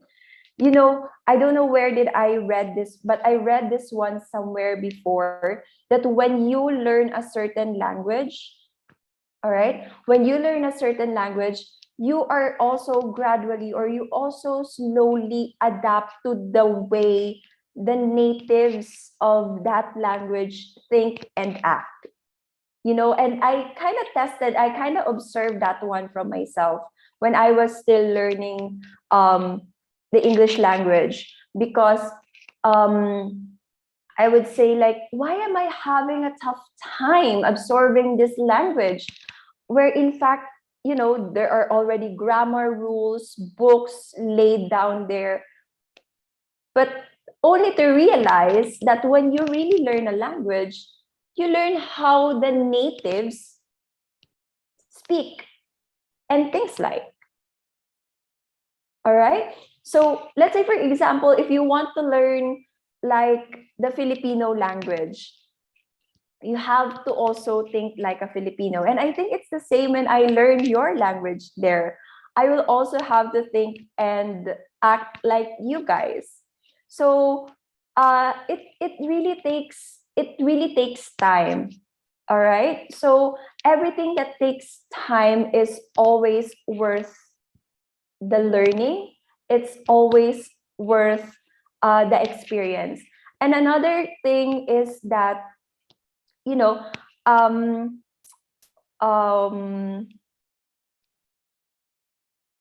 just like what I said earlier, be patient as well with people who have different culture, because once you also project that patience towards them, probably the culture, the learning of that culture will also reflects back to you. All right. Okay, thanks so much. And last questions. We actually still have lots of questions, but I think we ran out of time. So, okay, for the last question from Linda, she's from Surabaya, and she wants to ask, what do you think about communication between spouses, like wife and wife, a husband and wife, or partners to partners, from two different cultures, especially learning the high rate of divorce? So what do you think about it? For a while, let me think, because I'm not yet. I'm still. Maybe some Maybe cases from Philippines. Maybe I should also ask my partner about that. Yeah. But no, I'm not yet married though. But one thing that I have observed as well is that I'm only going to speak on my perspective as someone who's currently in a relationship, because this is actually a secret, and I'm only going to share this among the 100 plus participants of Surabaya. But the current relationship that I am right now is my first and ever relationship. So I haven't had any relationship when I was in high school or even in college. That's So very we have, sweet. yeah, we have this like a joke, not really a joke, but like an acronym here in the Philippines where we call NBSB. So no boyfriend since birth. So I'm that kind of, I'm that kind of woman before I met my partner right now. And because it's because I observed a lot of relationship, and the relationship that I mainly observed was the relationship of my mom and my dad. So to answer the question, I think one of the greatest way to overcome communication problems within a relationship is compromise. It's not part of my talk, but it's something that I can also apply right now. I'm a woman who has a very dominant personality. So sometimes I get confused whether am I the man in the relationship or is it him? But yeah, because of that, because of my dominant personality, sometimes I tend to, not intentionally actually. So and this is also unintended. I unintentionally emasculate my partner. So for me to avoid that and to avoid further conflicts and problems between us, I really compromise. I really compromise on that, and I really give time for him to man up, because my partner is a kind of person who, not really spoiled, but he kinds of agree to the things that I say just to avoid conflict as well. But yeah, so sometimes he would just agree to what I said, and sometimes I don't like that. So I give him the time to man up, and that's actually, yeah, a compromise. So that's also what I observed from my grandmother and grandfather.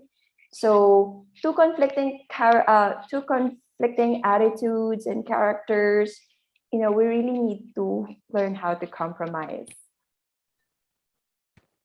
Okay, so thanks so much for sharing your experience. So this is a Thank real you. life experience, and you share it here. So thanks so much.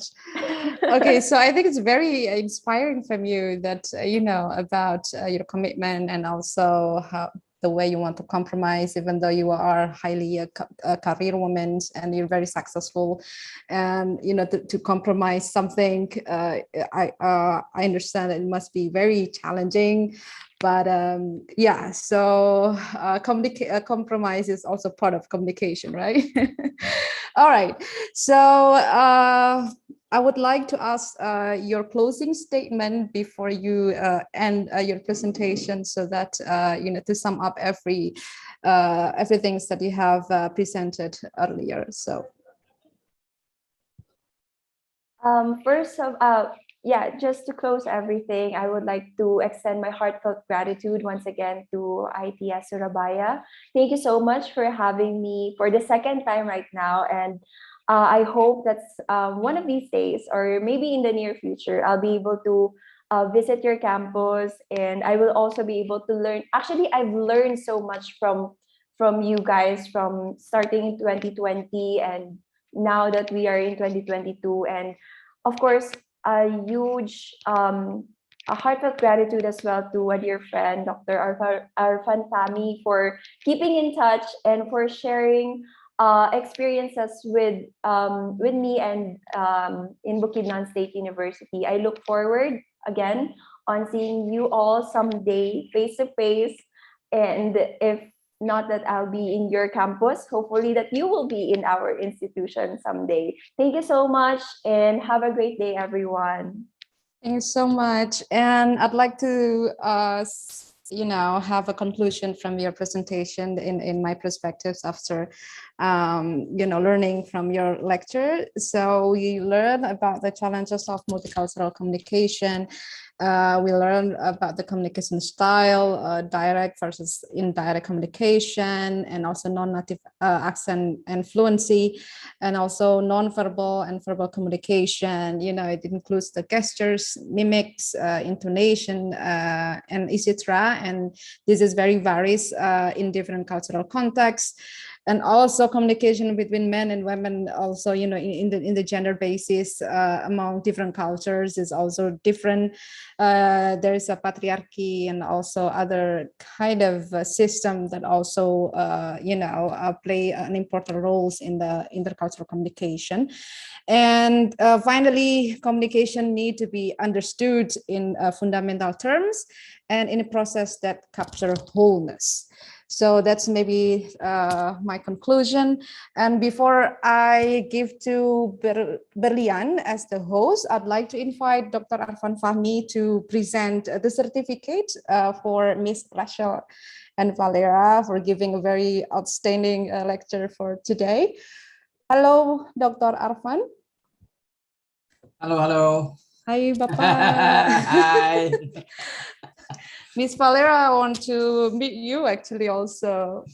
Yeah, I hope in the near future. Yeah, I think in Asian country next month there will be no quarantine for the COVID-19. Hopefully it's getting better and better, so that then we actually in this summer we can at least travel in ASEAN regions, especially because that was very important one, because my talk next month will be ASEAN community.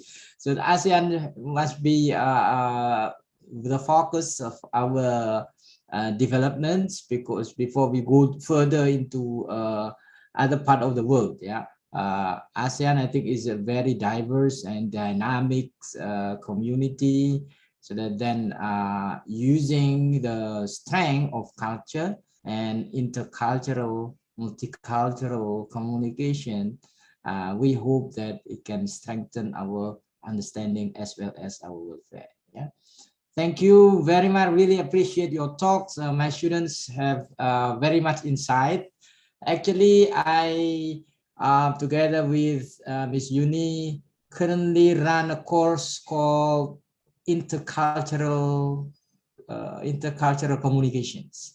So part of the students here, most of I think all of my students in Ibu Uni are attending this talk, to see some insight of yours. So that's really a good talk, and we can have more and more insight from you later. Thank you. The committee, may you present the certificate in your screen.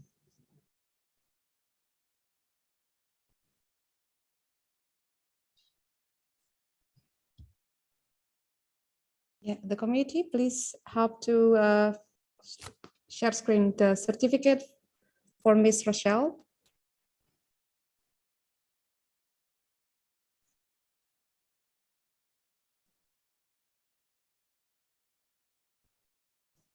Yeah, on behalf of ITS Rector, I express my gratitude to you, Ms. Rahel, to have a very insightful and encouraging talk on intercultural communications. This certificate will be sent to your house, to your institution later after our rector, Professor Muhammad Azari, signed this certificate. Thank you very much. I really appreciate your talk. Thank you so much, Dr. Arfan Fahmi. All right, so thank you, Dr. Arfan Fahmi, for presenting the certificate for Ms. Rochelle and Valera. And again, Ms. Rochelle, thanks so much for spending your busy time and to do the guest lecture for us in our Development Talks Volume 6 today, and we really look forward to collaborate with you.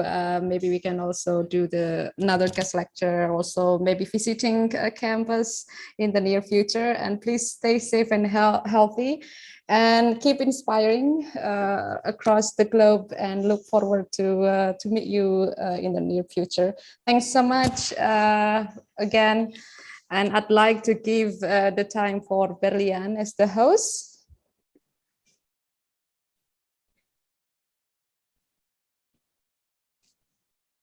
Okay. So we should be aware that there are many ways to communicate, so that we should broaden our knowledge. Thank you very much, Ms. Rachel Anna Valare, for the knowledge and insight. And of course, we'll wait for you in Surabaya, Miss. And of course, Miss Eunice Setyaningsi, who guide Miss Rachel for this session. Give a round of virtual applause for both of them.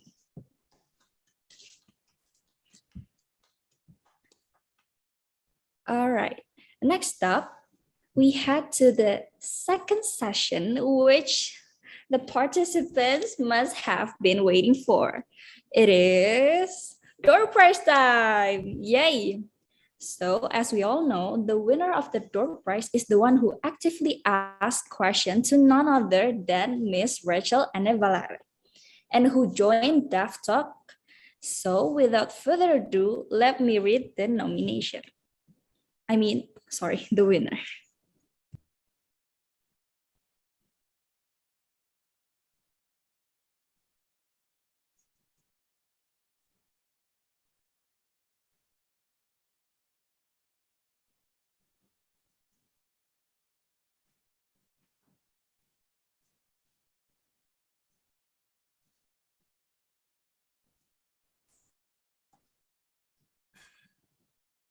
So, I would like to ask Bapak Arfan Fahmi, how is today, Pak? Yeah, okay. Let me announce the.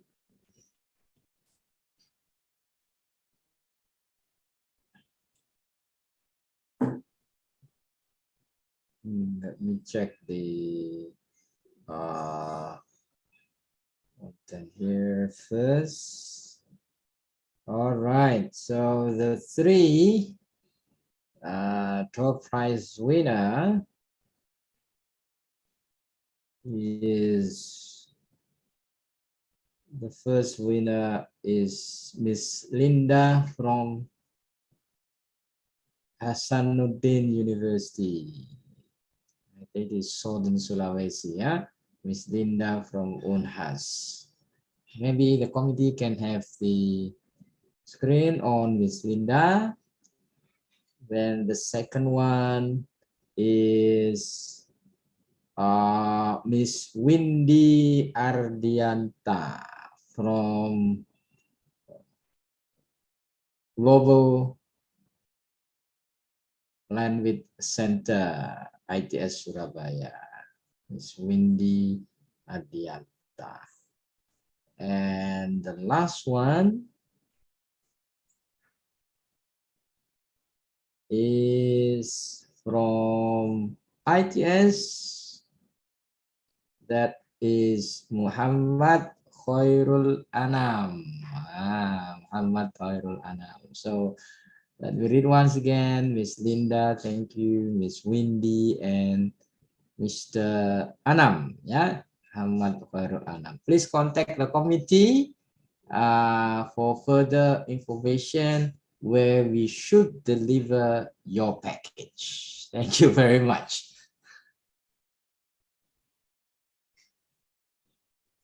Well, thank you, Bapak Arfan, and congratulations on the 3 winners of the door prizes. Please wait for the prizes in your house.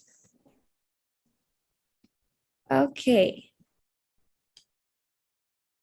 Well, it is so the time here is past 5 p.m. And of course, it's always hard to say goodbye. But however, we look forward to meet you again at the next DAF Talk. And before we wrap up, I sincerely say thank you to Dr. Imam Baihaqi, Dr. Arfan Fahmi, Ms. Rachel, Ms. Yuni, and all the committee members who have worked very hard to prepare today's DAF Talk. And of course, all the participants who had spared their time to come and enjoy this program. Thank you all for your great support. And this is it. It's been an honor for me to facilitate DAF Talk today. And thank you. Bye all.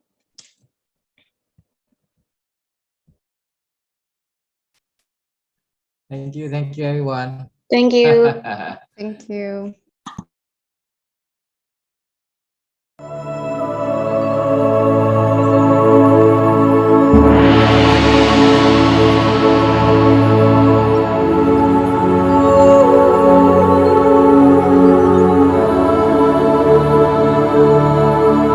Do you ever wonder what makes a life-changing history?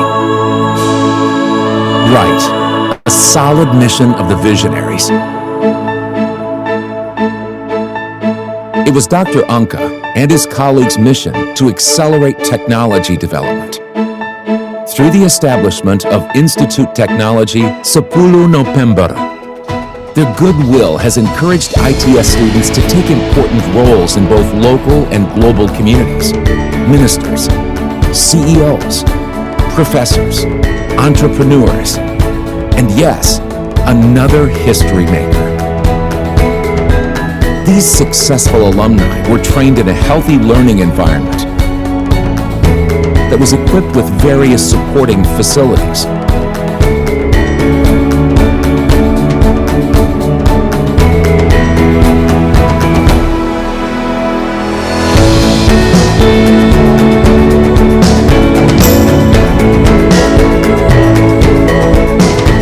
From vocation to marine technology, all faculties and departments of ITS were formed to be the best place to learn science, technology, and design.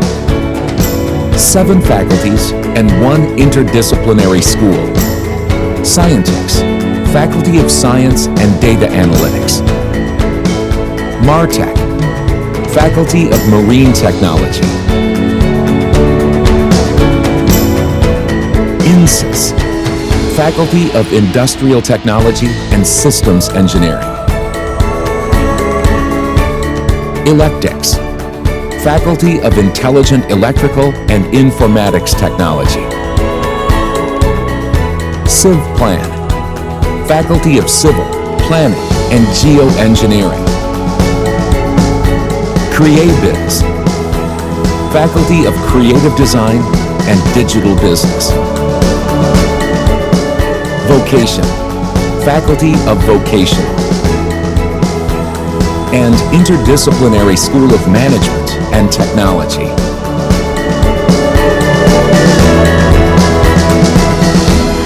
Recognized as one of the top best-ranked institutes doesn't mean the finish line for ITS. To gain greater international recognition, ITS launched International Undergraduate Program. Students can get wider international exposure through 20 study programs they can apply.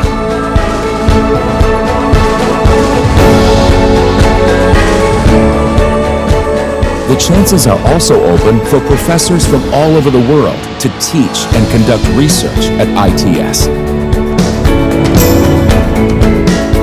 These opportunities have made international joint research and other international activities successfully performed.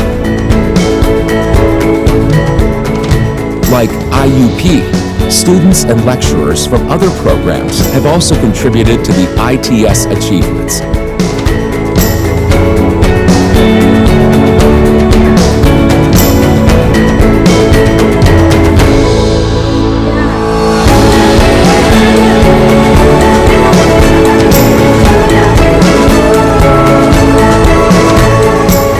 Numerous appreciations earned exemplify Institute's excellent performance.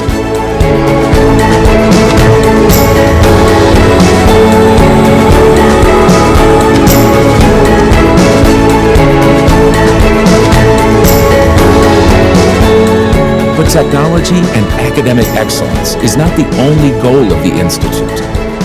Students are guided to apply their knowledge for the welfare of society.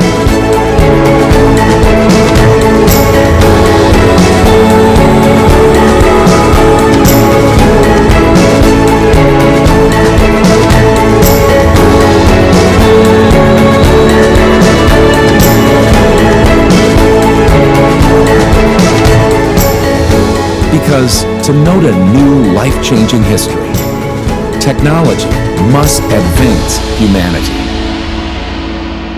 ITS, Institute